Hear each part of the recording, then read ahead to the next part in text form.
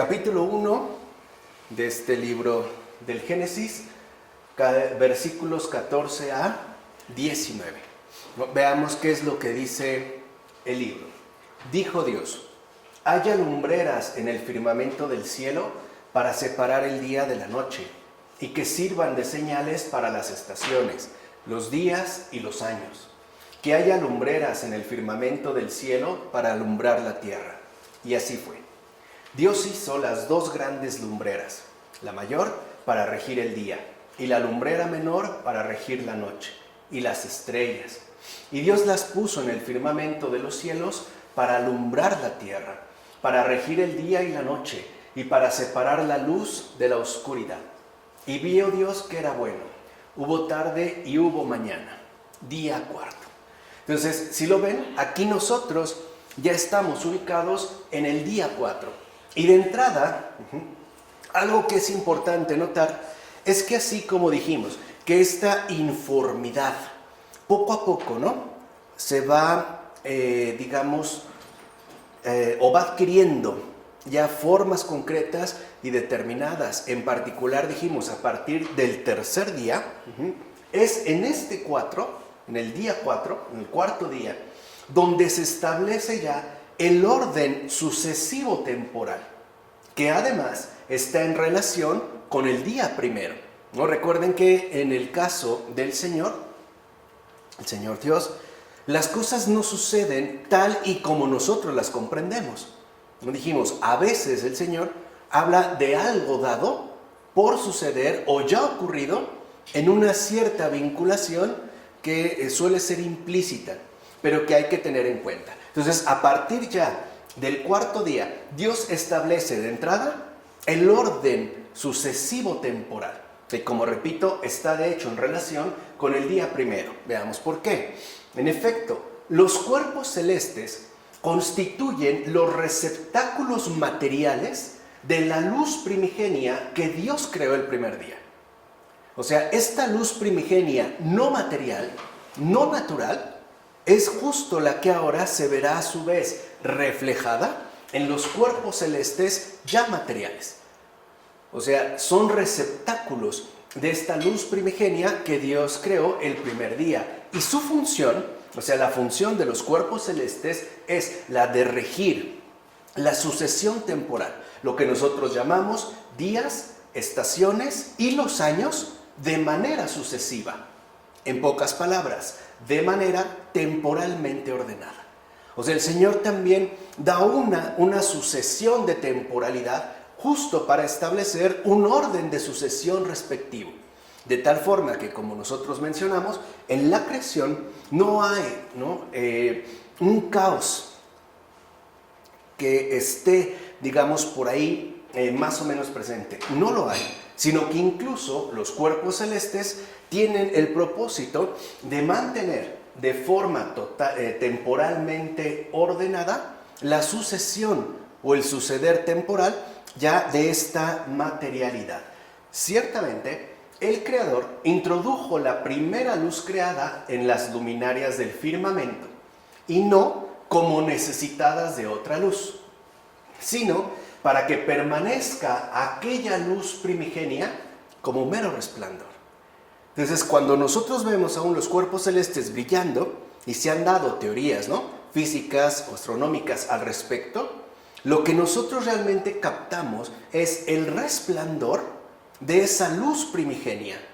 Porque estos cuerpos, esta luz primigenia que no es material, que de hecho no es luz visible, es recibida por estos cuerpos y a su vez es reflejada.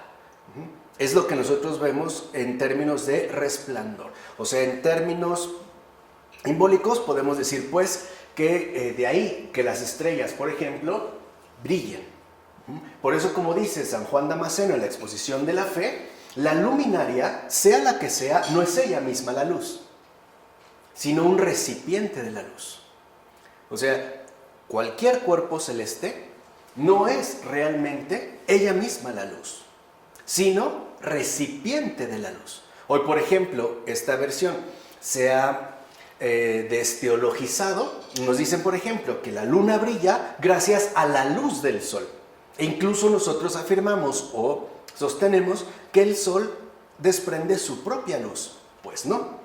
Lo que dice el Génesis, o sea, entiéndase, no es una teoría científica, ¿vale? No estamos hablando aquí de un mero relato de hechos físicos, sino que estamos hablando de la creación en su realidad compleja y profunda. Entonces, lo que destaca el Génesis es que los cuerpos celestes, cualquier astro, no es luz, sino recipiente de la luz. Además, recipiente no de cualquier luz material, sino de la luz primigenia. Y está llamado a ser recipiente, o fue creado en términos de recipiente, para que en efecto pudiera reflejarnos el resplandor de esta luz. Estos recipientes sirven para marcar los días, justamente con su respectivo resplandor, pero no los hacen. O sea, no son, pues, ¿no?, estos recipientes de luz los que hacen los días, sino que más bien lo que hacen es darnos la señal de la sucesión temporal. Y efectivamente así ocurre. O sea, por puro sentido común, para nosotros el día no lo hace el sol, sino que cuando decimos que ya salió el sol, no decimos que se hizo el día, sino que ya tenemos la señal de una sucesión temporal diurna. ¿Se entiende? O sea, es un señalamiento. En efecto, el día y la noche, no se olviden, preceden en el tiempo a la creación de los astros. O sea, antes de que hubiera astros, ya había día y noche. O sea, no están confinadas a los cuerpos celestes. E incluso los astros como tal no se limitan al Sol y a la Luna. O sea, cuando nos dicen, por ejemplo, ¿no?, que se han descubierto nuevas galaxias y cuerpos celestes como si fuera una gran novedad, pues la verdad es que no lo es, porque hace muchísimo tiempo el Génesis ya lo había sostenido. O sea, no se limita, en ningún momento se afirmó solo el Sol y la Luna. Más bien, fíjense, haría falta que los seres humanos se llenaran de admiración no solo por la creación del Sol y de la Luna, sino también por el coro tan bien ordenado de los astros y sus rotaciones libres de impedimentos. O sea, la armonía cósmica, cada uno a su tiempo. Y como unos son signos del verano, mientras que otros lo son del invierno. Como unos muestran el tiempo propicio para la siembra y otros marcan el comienzo de la navegación, como afirma Cirilo de Jerusalén en las catequesis. Entonces, si lo vemos, no tienen una especie de existencia autónoma o neutra, sino que están relacionados antes que otra cosa con el resplandor de la luz primigenia.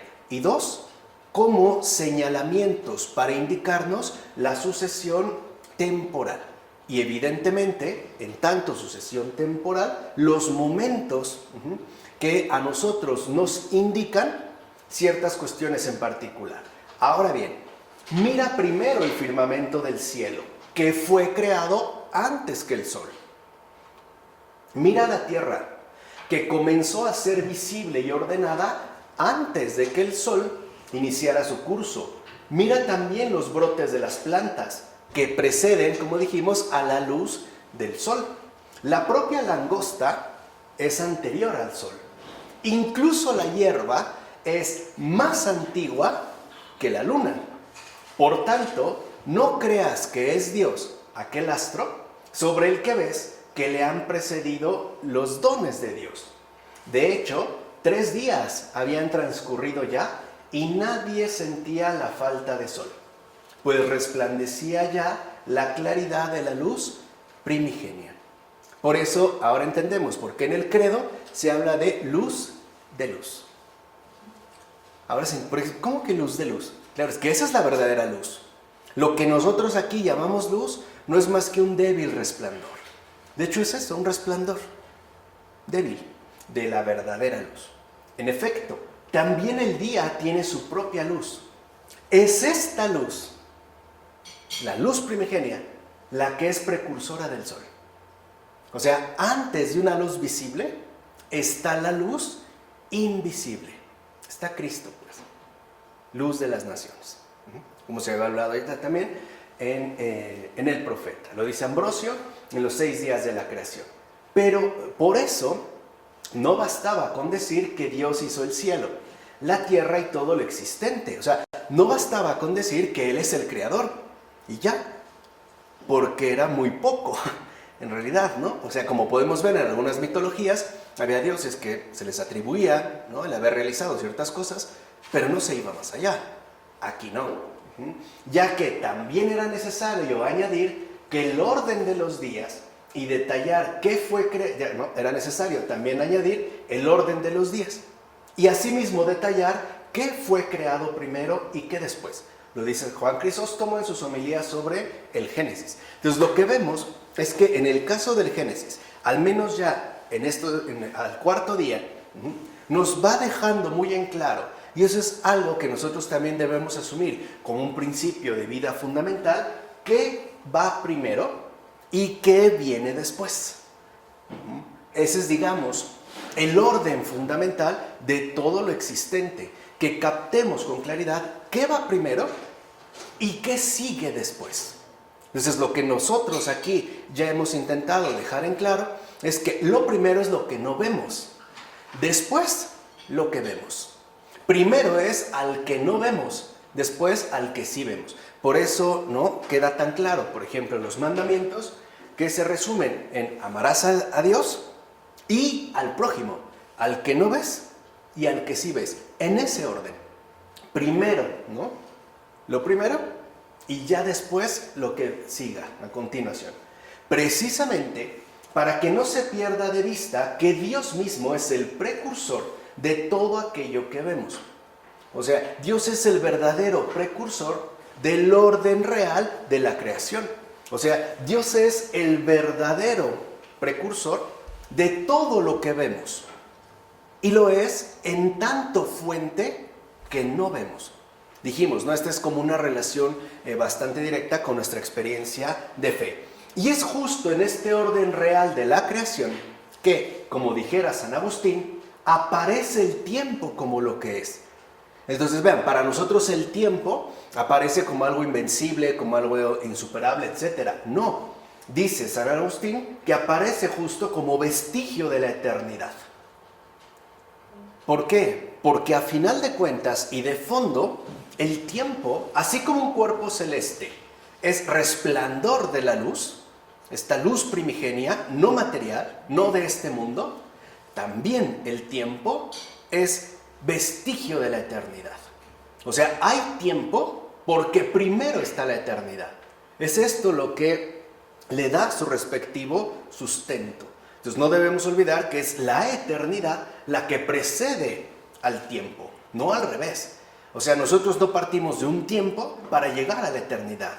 Es justo porque la eternidad precede al tiempo que el tiempo hacia allá nos conduce. Como les dije, al final de cuentas el tiempo no es nuestro enemigo, es nuestro aliado. Está hecho para nosotros.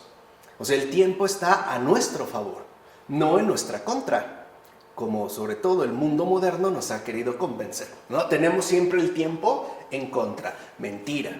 Cada instante temporal, cada momento de tiempo está repleto, cuajado de semillas de eternidad. Para eso es que justamente está dado el tiempo. Entonces las estaciones son pues señales de la eternidad primera. O sea, para que no nos quedemos fijos en una especie de temporalidad estática. Por eso vemos, por ejemplo, que hay cambios de estaciones. Aun cuando hoy en día estemos experimentando un marcado cambio climático, aún así hay cambios. O sea, no hay lluvia todo el tiempo, ni es verano todo el tiempo, ni es invierno todo el tiempo, para que nosotros no nos quedemos apresados en lo que sí tenemos acceso, es decir, en la sucesión temporal, sino que lo dejemos pasar para que nosotros entendamos qué es lo que nos quiere reflejar el tiempo. Les decía, como este reflejo, este resplandor, ¿no?, de la eternidad. Por eso el tiempo pasa. ¿Se entiende? O sea, por eso justamente el tiempo pasa. Para que no nos quedemos fijos en él, sino para que no perdamos de vista lo primero, lo que no pasa, o sea, la eternidad. Entonces, lo que vemos es que en efecto, por eso no son ni fijas ni absolutamente permanentes estas estaciones. Y está hecho así esta sucesión temporal por Dios para que podamos vislumbrar su exacto significado. Entonces, si lo ven, Dios tiene algo que decirnos en todo y a través de todo. Es también, digamos, una forma de comunicarse con nosotros. Por eso el tiempo pasa. Por eso las estaciones no son fijas. Por eso, claro, hoy sí debemos estar muy ocupados en no seguir perjudicando, como dice el Papa Francisco, nuestra casa común. O sea, en no seguir atentando de manera tan grave y drástica contra el medio ambiente. Pero no para conservar las estaciones. No es para eso. Sino para que esta misma sucesión nos brinde claridad, es decir, regularidad, y podamos recuperar su exacto significado. ¿Se entiende? Ahora bien, ¿cómo es que en el día cuarto fueron creados los astros? Es decir, el sol, la luna y las estrellas. Y más aún, ¿cómo pudieron existir los 3 días anteriores sin sol? Cuando, ojo, ya había hierba, ya había frutas.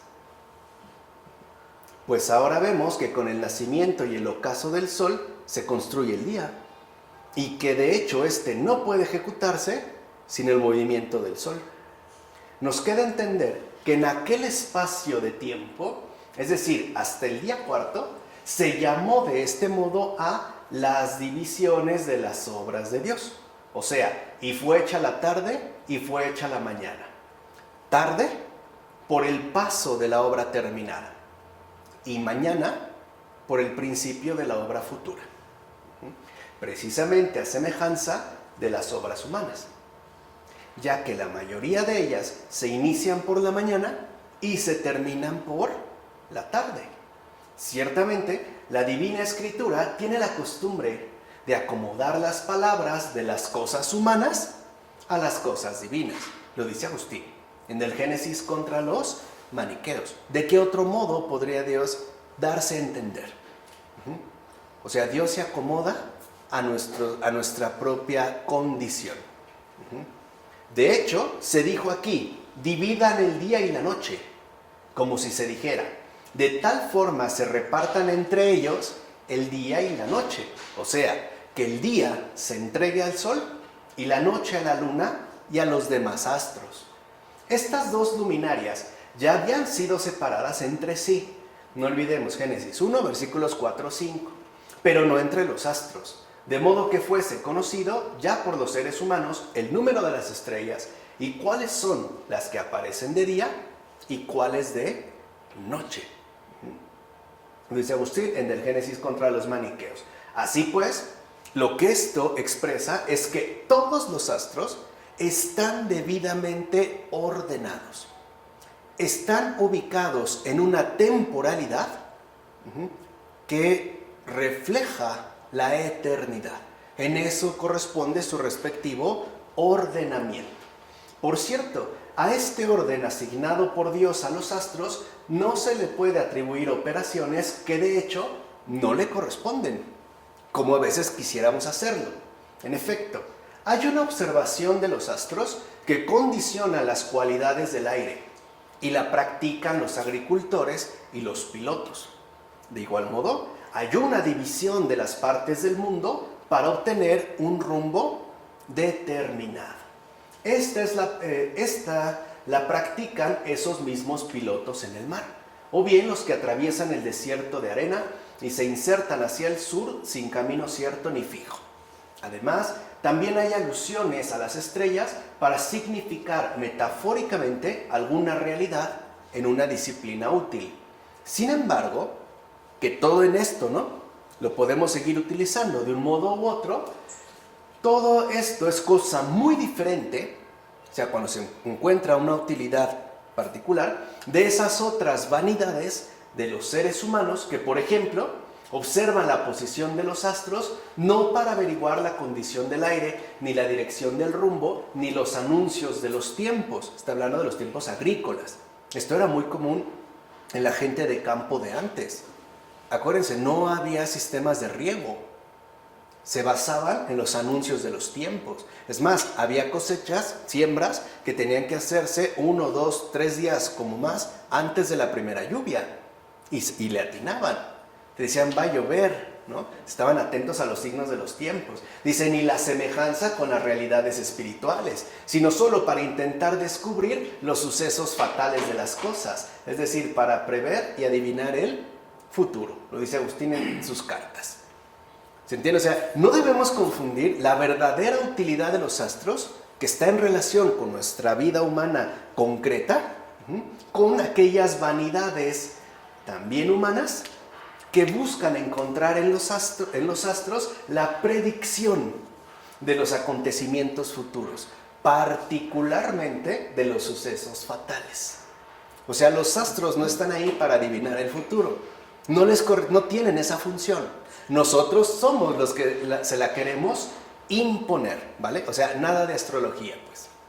Astronomía sí, seria, pero astrología, cero.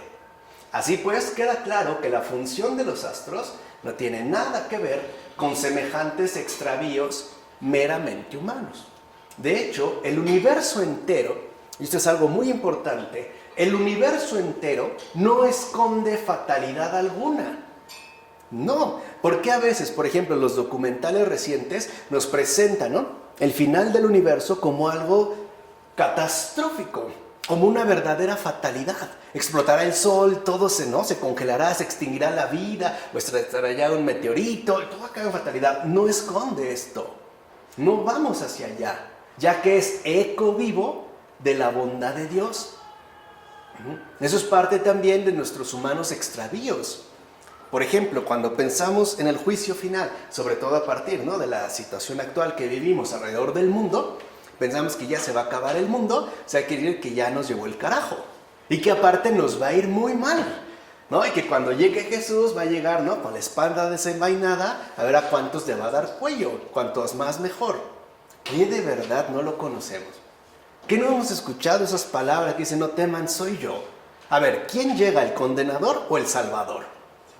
Es Jesús. ¿Por qué fatalidad? ¿Qué no llega a la bondad de Dios en persona? Pero entiéndase cómo podemos desviarnos, ¿no?, hacia rumbos inapropiados. El gran sol, por ejemplo, siempre luciente y espléndido, es la imagen donde se manifiesta la bondad divina. Vean qué bonito lo define este padre de la iglesia: eco distante del bien. O sea, el sol es un eco distante del bien, no una fatalidad que nos hace, ¿no?, embadurnarnos de bloqueador porque nos provoca cáncer de piel y manchas y etcétera. No es esto lo primario, es un eco distante del bien. Incluso un eco a veces no tan distante, muy cercano, porque siendo honestos, el sol es la gran cobija de los pobres. Es el cobertor que no falla, ¿no?, para encontrar calor. El gran sol ecodistante del bien. Dice, ilumina todo lo que puede recibir su luz sin por ello perder nada de su plenitud. No se desgasta, los abarca a todos, ¿no? Da para todos. Difunde sus rayos fulgurantes a lo alto y a lo bajo de todo el mundo visible. Y si algún ser visible no participa de la luz, no es porque ésta, o sea, la luz del sol, sea deficiente. En todo caso, sería debido a la incapacidad o impedimento que de él proviene. Lo dice el pseudo Dionisio en los nombres divinos. Así es la bondad divina. No es que Dios la reserve a unos cuantos, o que no dé porque se agota, ¿no?, o merma. No, Dios da para todos y da en abundancia. El problema es que muchas veces hay impedimentos para que esta bondad llegue. Y el principal impedimento es cada uno de nosotros. Dios quiere lo mejor para todos, pero no somos partícipes de esta bondad. Al contrario, literalmente la bloqueamos.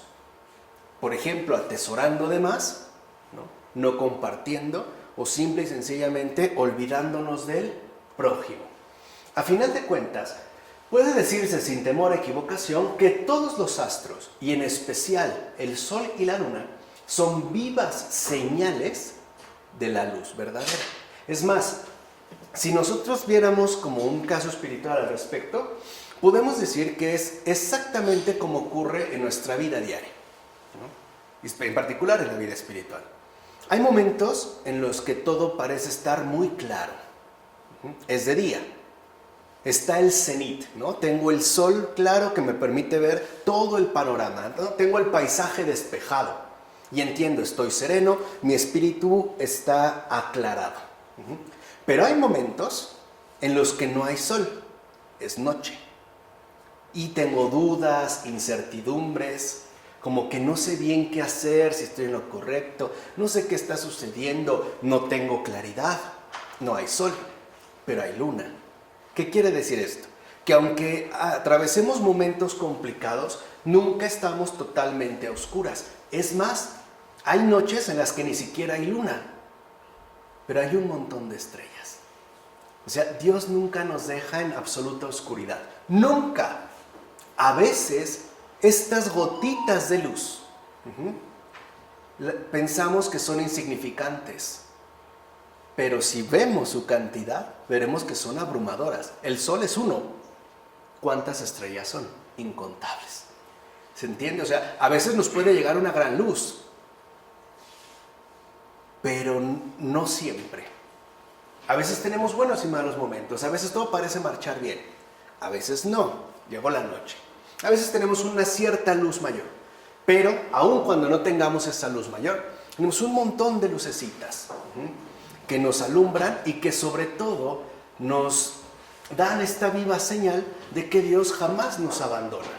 Es un eco vivo de su respectiva bondad. O sea, nunca estamos completamente abandonados. Bueno, en efecto, así como estas lumbreras del cielo que vemos fueron puestas para hacer signos y para señalar los tiempos, los días y los años, y para alumbrar desde el firmamento celeste a los que están sobre la tierra, así Cristo, iluminando a su iglesia, da por medio de sus preceptos signos para que una vez acogidos sepamos cómo escapar de la ira que está por venir, como se dice en la carta a los tesalonicenses. De modo que aquel día no nos sorprenda como un ladrón, sino que más bien podamos llegar al año aceptable del Señor. Necesita el profeta Isaías. Cristo es pues la luz verdadera que ilumina a todo hombre que viene a este mundo. Citan a Juan. Y por ser también la luz que ilumina a la iglesia es tal, o sea, la iglesia es iglesia porque está iluminada por su luz. Ella se convierte en esa luz del mundo que ilumina a todos los que están en tinieblas. Citando la carta a los romanos. Como atestigua el mismo Cristo cuando dice a sus discípulos, vosotros sois la luz del mundo.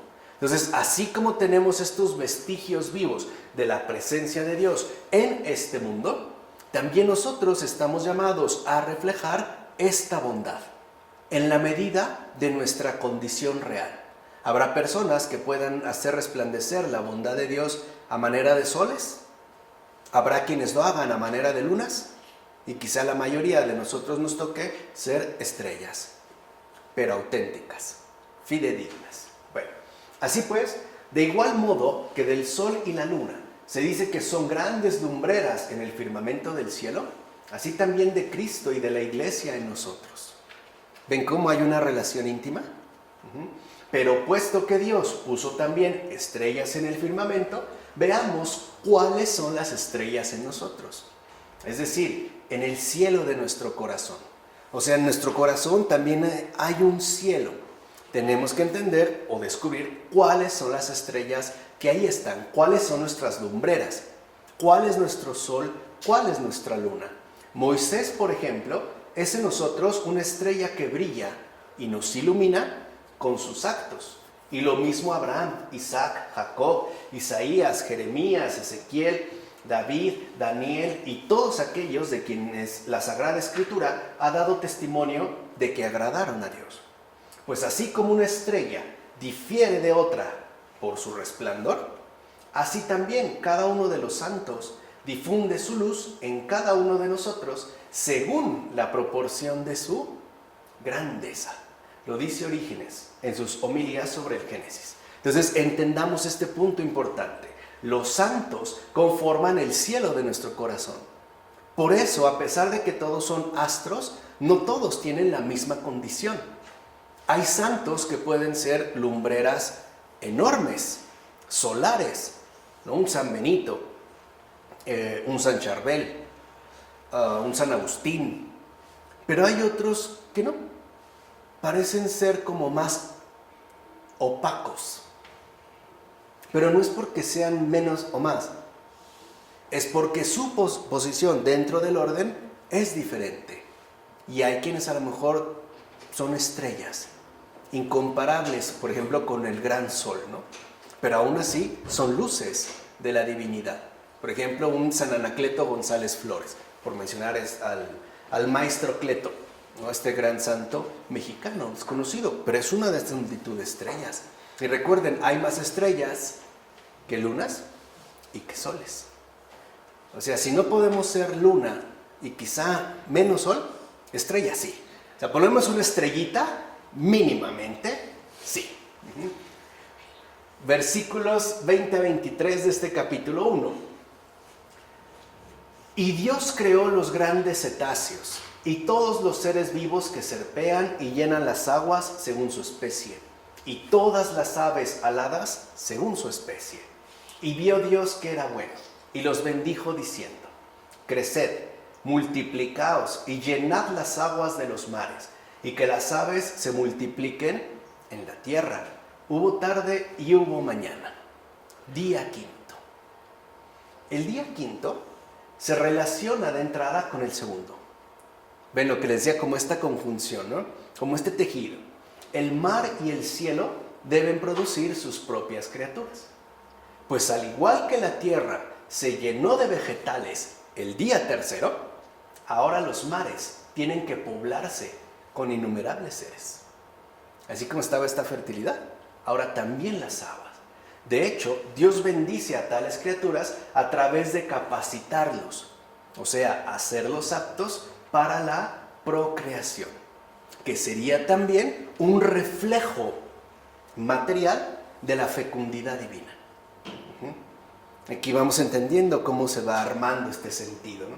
En efecto, después de la creación de las lumbreras, las aguas se llenan a su vez de seres vivos, de modo que también esta parte tenga su belleza. Esto se debió a que la tierra recibió la belleza que le viene de sus propias plantas. Y si es cierto, no es lo mismo ver una tierra seca que una tierra con vegetación. Cambia mucho, ¿no? Y el cielo recibió las flores de los astros. Fíjense que como flores, ¿no? Flores de los astros, y quedó también adornado con el par de grandes lumbreras, como si fueran las miradas de unos ojos ciegos.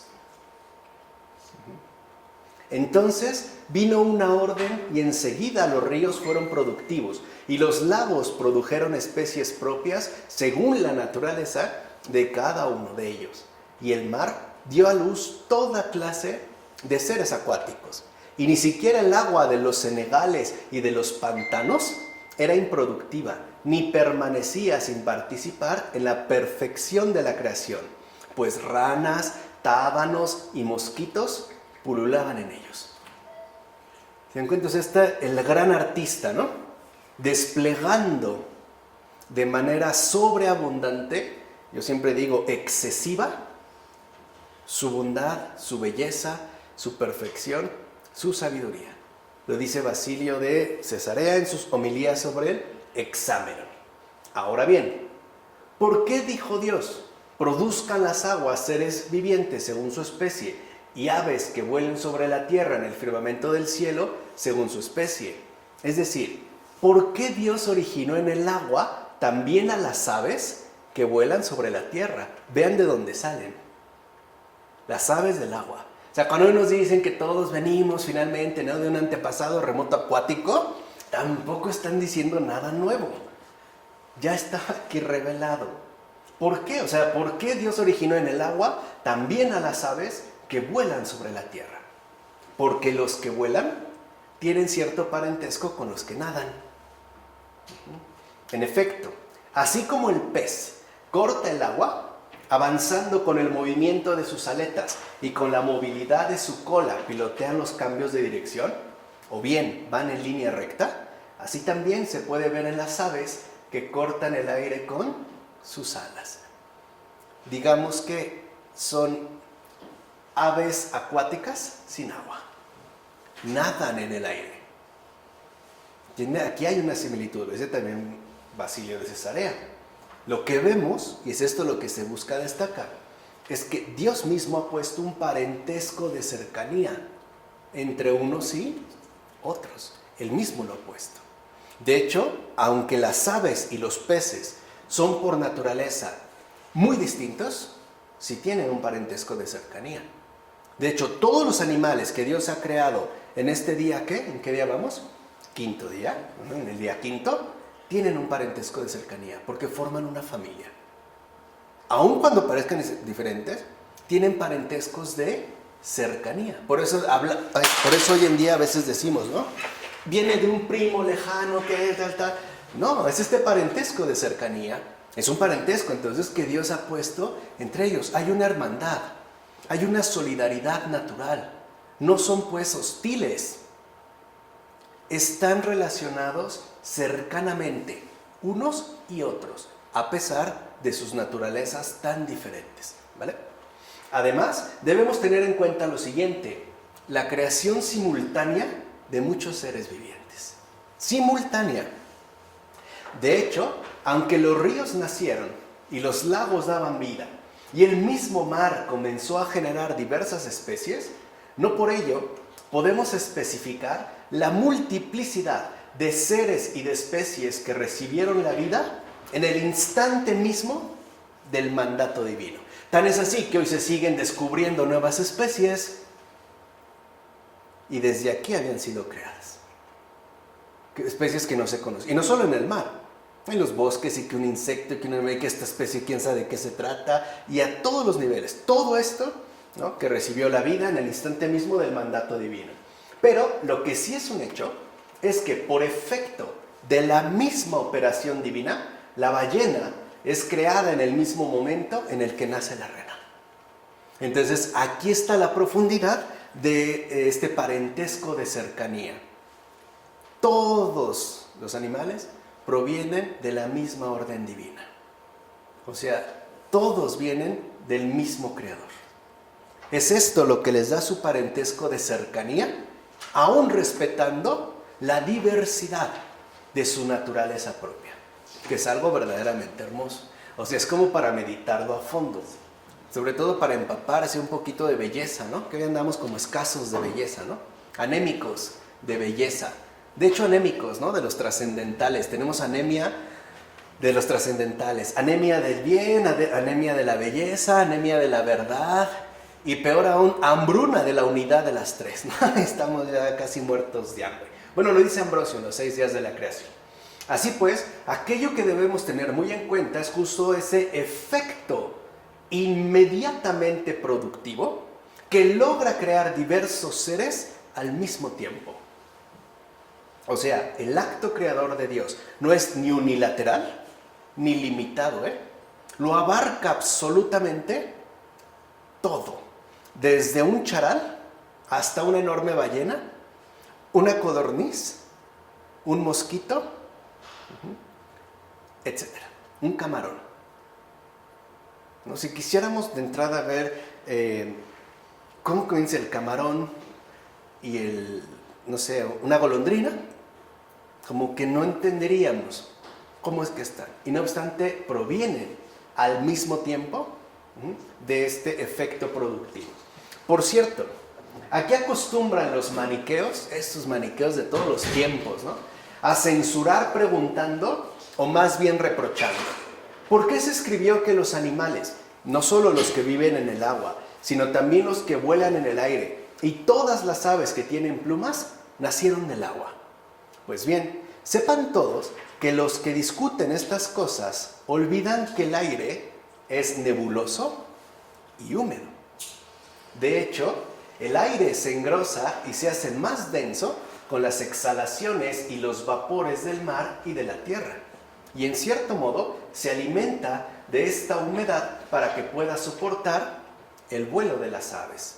Por eso vemos que en las noches serenas cae el rocío, cuyas gotas ciertamente encontramos en la hierba al amanecer.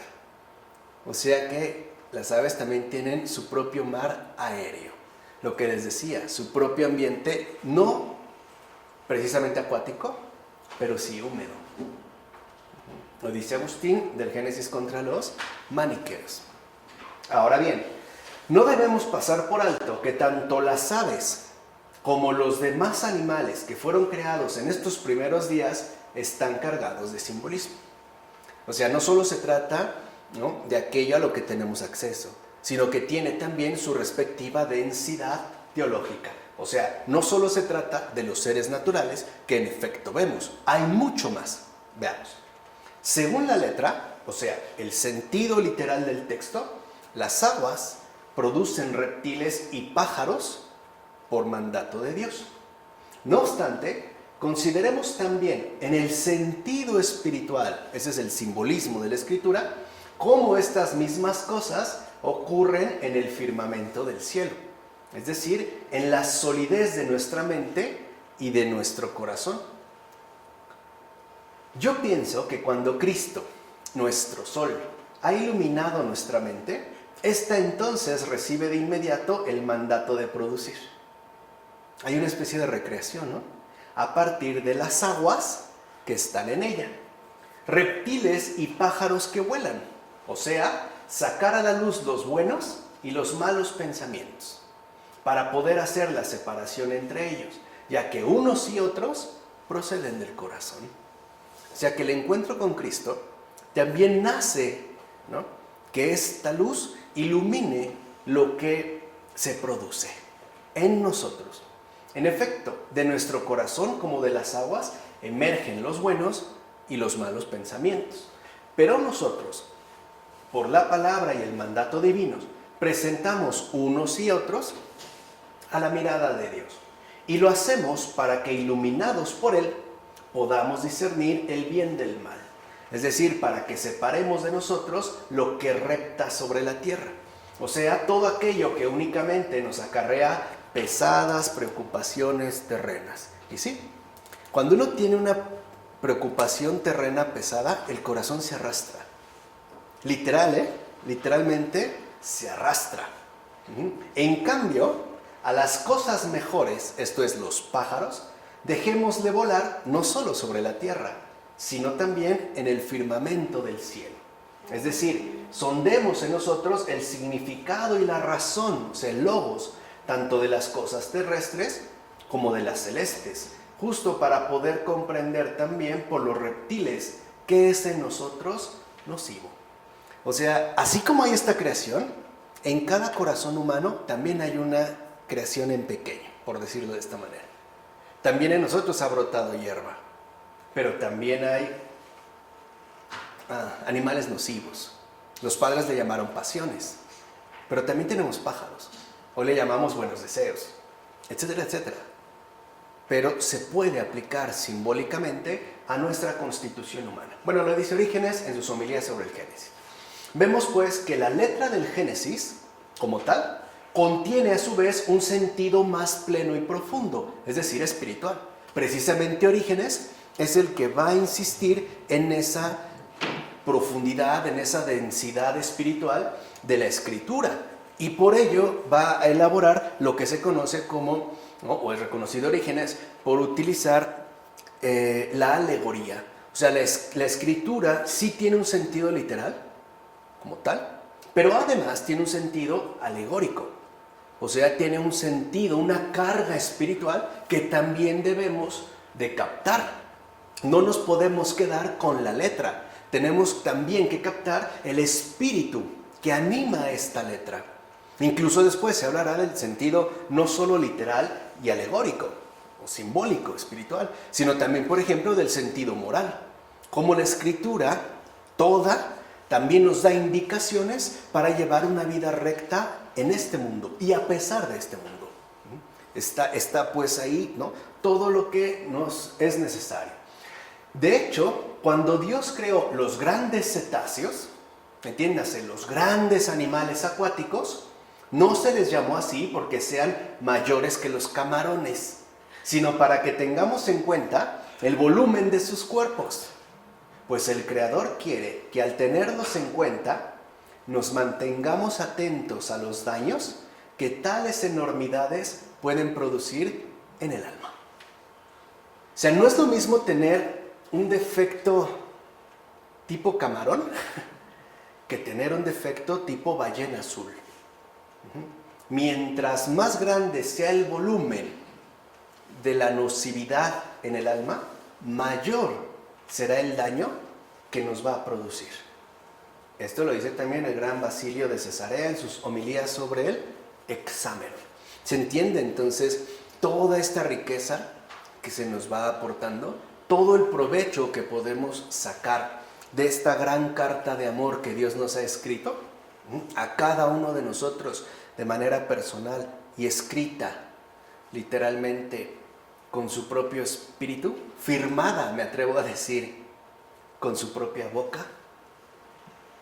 Bien, ahora bien, nada es más verdad que afirmar que cada planta tiene su propia semilla. Es decir, que hay en ella un poder generativo concedido. Y esto es lo que significa según su especie. Entonces veamos, cuando en la Escritura, en el Génesis, se nos dice según su especie, lo que debemos entender es este poder generativo que Dios le ha concedido a cada naturaleza, por ejemplo, en este caso, vegetal. Y esto es muy importante de entender porque esto nos ayuda a captar ese trasfondo tenebroso del mundo contemporáneo en términos de lo que Joseph Ratzinger denunció como la última gran rebelión de la criatura hacia su creador, a partir de atentar contra este poder generativo concedido, que es lo que significa según su especie. De ahí, como dice también San Basilio de Cesarea en sus homilías sobre el Hexámeron, de ahí que una caña nunca produce aceitunas, sino que de una caña brota otra caña.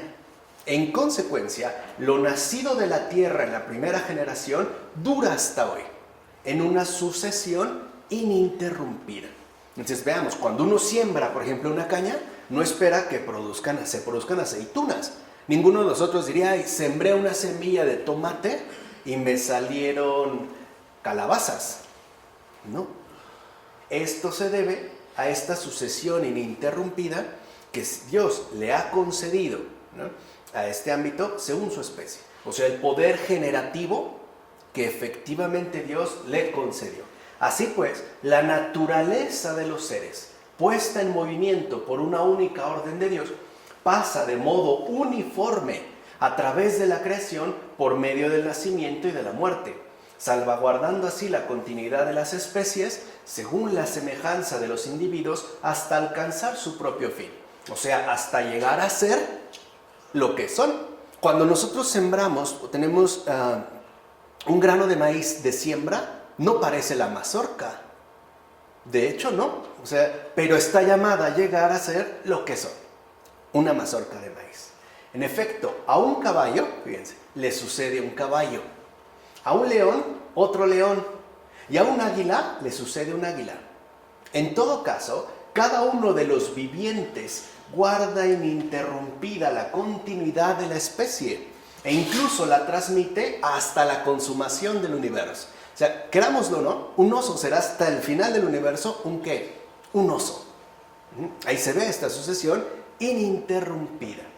Por su parte, el tiempo no destruye ni anula las características de los seres vivos, sino que, como si hubiera sido constituida ahora mismo, la propia naturaleza, siempre joven, corre paralela al tiempo. Lo dice Basilio de Cesarea en sus homilías sobre el Hexámeron. Esto se debe a que las propiedades características de cada especie son recibidas únicamente de Dios, no de la naturaleza. O sea, la naturaleza no es capaz de mantener justo esta sucesión ininterrumpida de las características propias, definitorias, esenciales de cada especie. Aquí sí, por ejemplo, aunque me duele aceptarlo, Darwin tendría razón. Porque sin Dios, las especies no se conservan a sí mismas, se pierden. O sea, si todo lo dejamos pues al mero ámbito natural, efectivamente lo que vemos no es una sucesión, es más bien una disolución. De algo se disuelve y se convierte en otra cosa sin saber a dónde va. ¿Vale? Aquí sí. Dentro de esta perspectiva meramente naturalística. Veamos. La piña, por ejemplo, conserva sus peculiares propiedades desde aquel primer mandato de Dios. Y díganme si no es como hasta emocionante pensar que la piña que hoy podemos comer es, ¿no?, por características de sucesión ininterrumpida, la misma piña que Dios creó este día. Hasta como que se pone la piel chinita, ¿no? El mismo ejote, el mismo chícharo, la manzana, la naranja. Claro, decimos, hay muchas variedades, vamos a entender por qué. Pero entiéndase esta sucesión ininterrumpida, ¿no? Por eso la piña produce sus frutos con una ordenada sucesión anual hasta que el final del tiempo sea cumplido. O sea, de ninguna manera nosotros, por ejemplo, ¿no?, veríamos que a lo mejor de una piña brotara un durazno. Así pase lo que pase. Lo dice Ambrosio en los 6 días de la creación. No obstante, ojo, esto no significa para nada que se anulen las diferencias, ya que éstas se mantienen y hasta forman parte de esa ordenada sucesión temporal que asimismo está dotada de renovación. Por eso yo puse el énfasis en la conservación ininterrumpida de sus características, o sea, de su perfil creatural inicial. Pero estas también evidentemente se renuevan. Yo no estoy hablando precisamente en términos cronológicos. O sea, no estoy diciendo que la piña que ahora podemos tener en la mano es exactamente la piña que se creó en el 5º día. Eso sería una verdadera tontería, un desvarío. No. Lo que estoy diciendo es que tiene esta sucesión ininterrumpida como piña, aun cuando en efecto se den renovaciones. Por ejemplo, podemos hablar de manzana verde, manzana roja, pero decimos manzana porque conserva unas características. Si estas características se pierden, ya no es manzana, ya es otra cosa. Pero ¿se entiende a lo que me refiero? O sea, no creer como algunos, por ejemplo, creacionistas, que dicen que no, que las cosas son tal y como se crearon desde ese momento. No es cierto, porque hay una sucesión temporal. Y esto también involucra, evidentemente, renovación, pero sigue siendo. Lo vemos incluso de manera clara si nos detenemos un poco en las realidades agrícolas de estos tiempos. No es lo mismo, por ejemplo, la forma de desarrollo en la que puede darse una lechuga en primavera que la que se puede dar en otoño e invierno. De hecho, la de invierno es mucho más lenta para crecer, más pequeña, incluso tiende a ser más fibrosa. Ahí hay una relación, pero se conserva sus características de sucesión ininterrumpida. Sería algo muy chistoso, ¿no?, que sembráramos una semillita de lechuga y después viéramos que brotó un mango. Eso no ocurre, no sucede y no sucederá. Justo por este sustento que Dios le da y que permite que haya una especie de enriquecimiento mantenido. O sea, un orden, sucesión temporal que también está dotado de renovación. En efecto, la palabra de Dios se difunde rápida a través de todo lo creado en la constitución del mundo, para que de inmediato todas las especies animales establecidas por Dios salgan de la tierra, ojo, de inmediato, y se sucedan todas en el futuro. Esto es, obedeciendo las leyes establecidas según su género y su aspecto, de tal manera que el león engendre un león, el tigre un tigre, el buey un buey, el cisne un cisne, etc. El precepto impartido una sola vez se ha impreso para siempre en la naturaleza. O sea, vean cómo la propia naturaleza, criatura del Señor, es muy fiel a lo que Dios le ha dado y estipulado. Es fiel guardiana de su Señor y Creador. Y por ello la tierra no cesa de ofrecer el obsequio de su servicio, a pesar de todo. Así pues, Las especies originarias de los animales se renuevan, ahí lo vemos, en otras generaciones. De hecho, ya lo decía Ambrosio, ¿no? En los 6 días de la creación, sucediéndose renovadas en el ámbito de su misma ¿qué? Especie. O sea, no hay una cuestión estática, hay una cuestión renovada, dinámica, que pueden incluso establecer algunas diferencias o importantes diferencias, pero la sucesión de su orden concedido, esa no se altera. O sea, la eternidad sigue presente a pesar del paso del tiempo, incluso en los animales, ahorita que estamos en este día. Notemos pues lo siguiente, ojo, a lo mejor algunos se van a enojar, pero entiendan bien por qué. La unión de razas distintas, es decir, diversas, es obra humana, no de Dios, ya que su creación originaria es pura, en su respectiva generación. Es decir, la génesis de cada criatura, en este caso animal, de cada especie animal, es pura. Nosotros somos las que la mezclamos. Por eso vean, qué pura e inviolada es la generación de las especies creadas por Dios. Cómo ninguno de los seres vivientes se une a otra especie.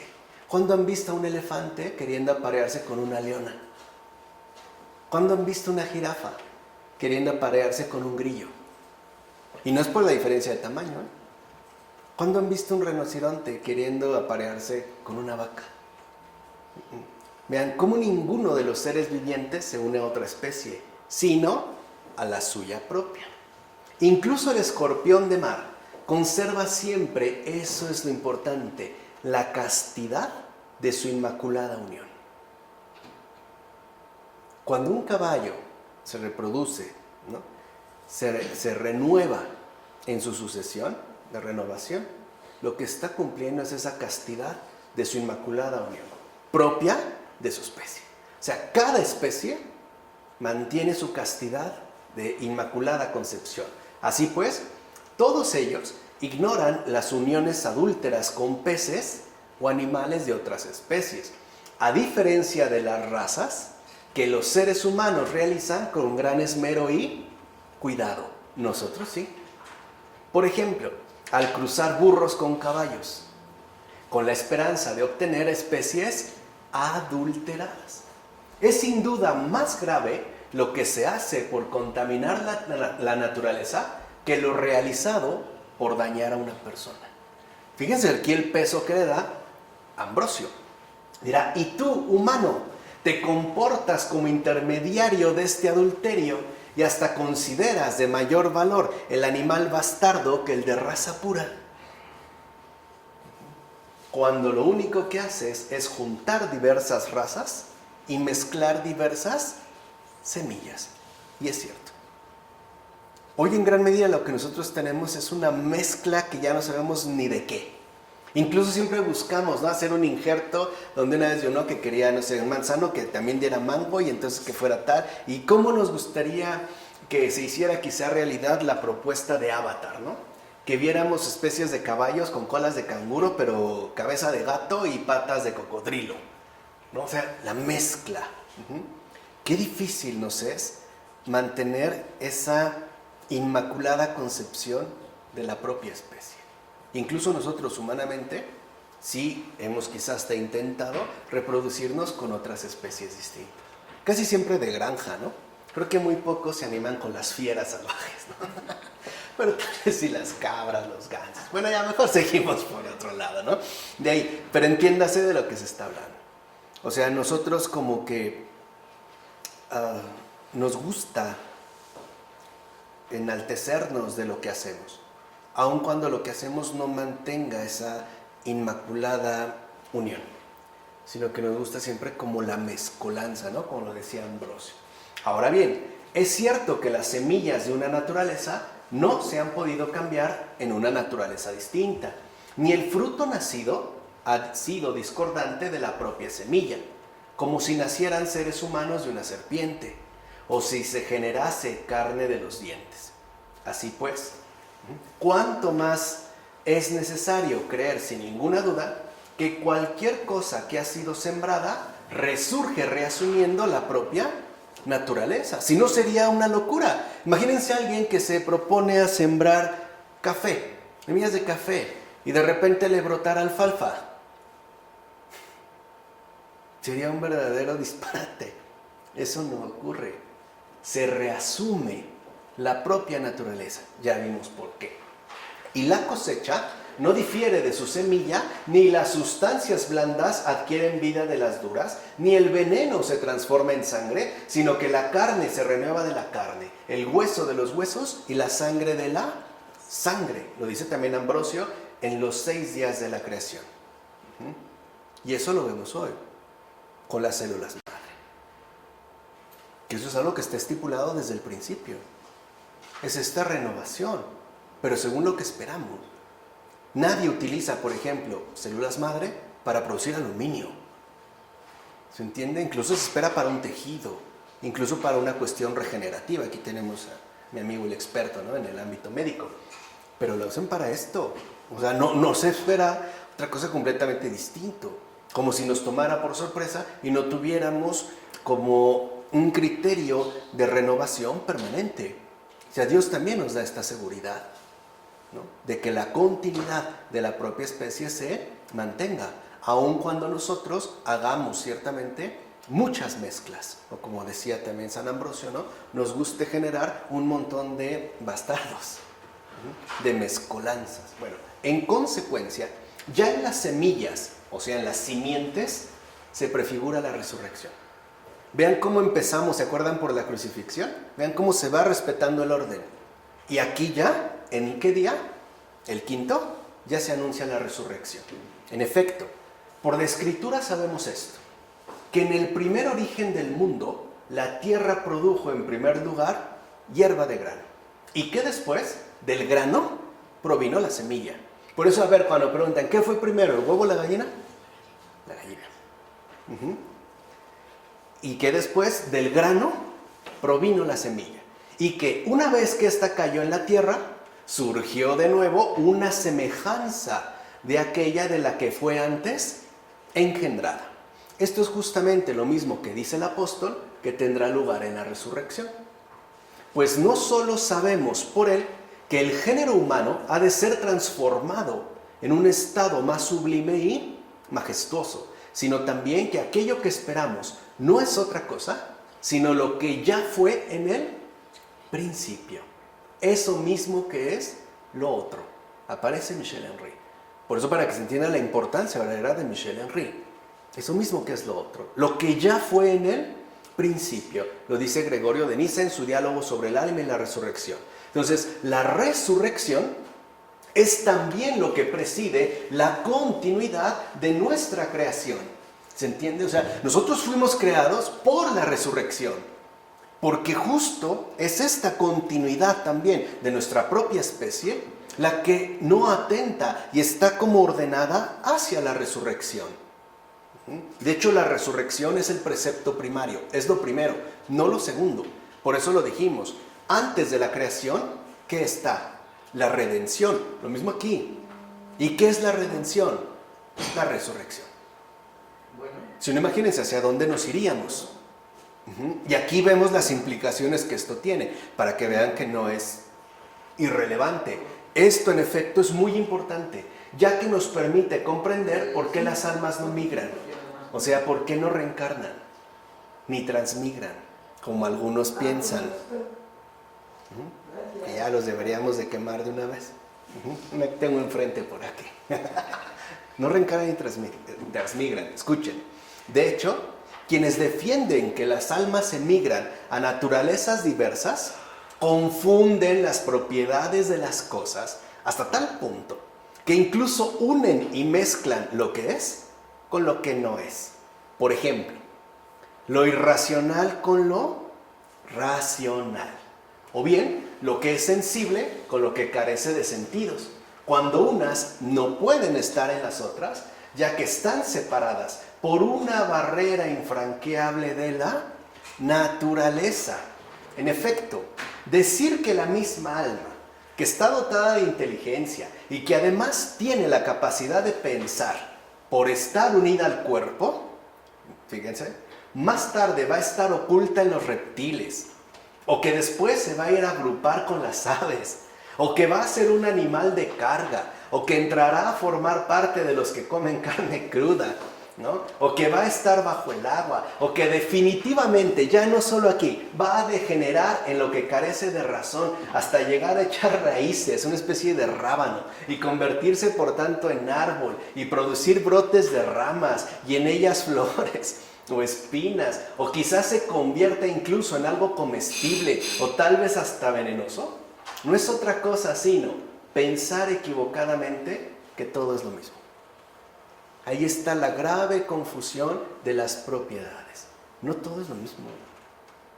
¿Qué Dios no ha puesto justamente esta distinción ordenada de la naturaleza según sus especies? ¿Qué es lo mismo una piedra que un perro?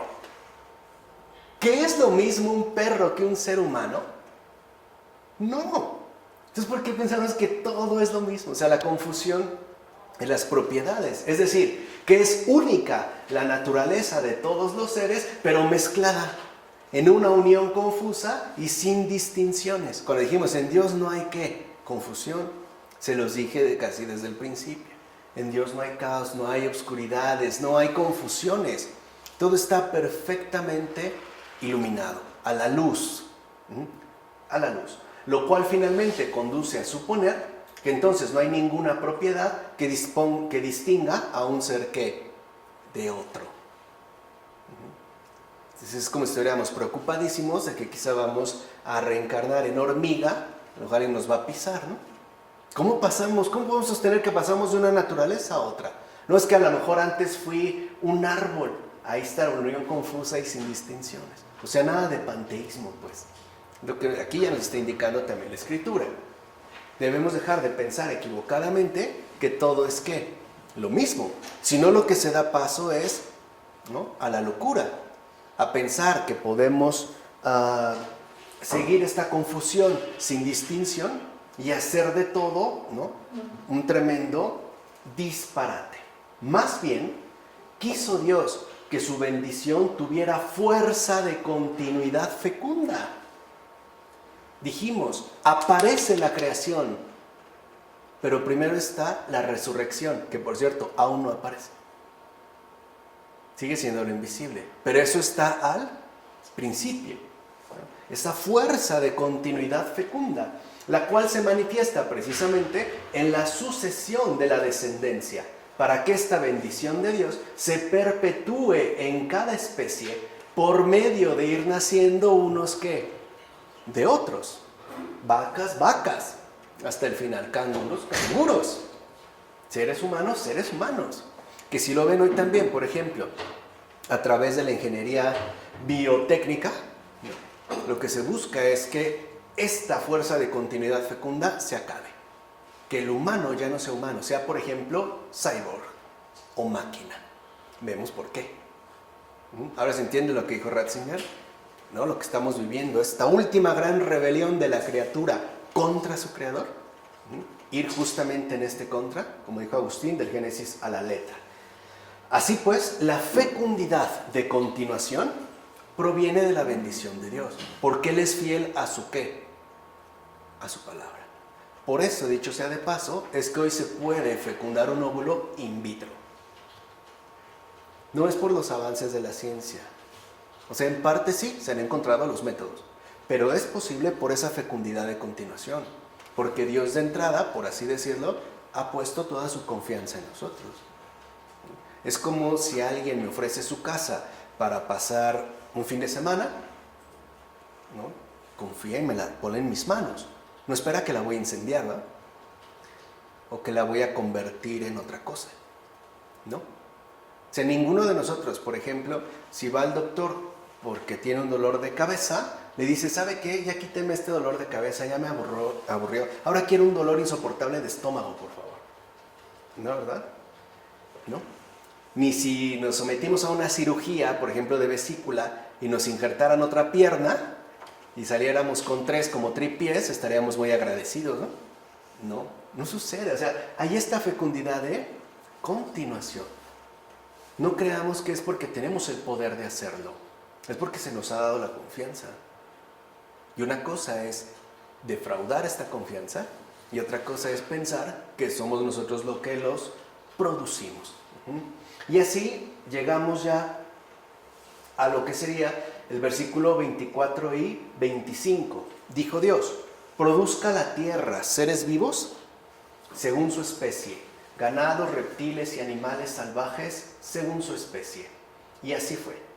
Dios hizo los animales salvajes según su especie, los ganados según su especie y todos los reptiles del campo según su especie.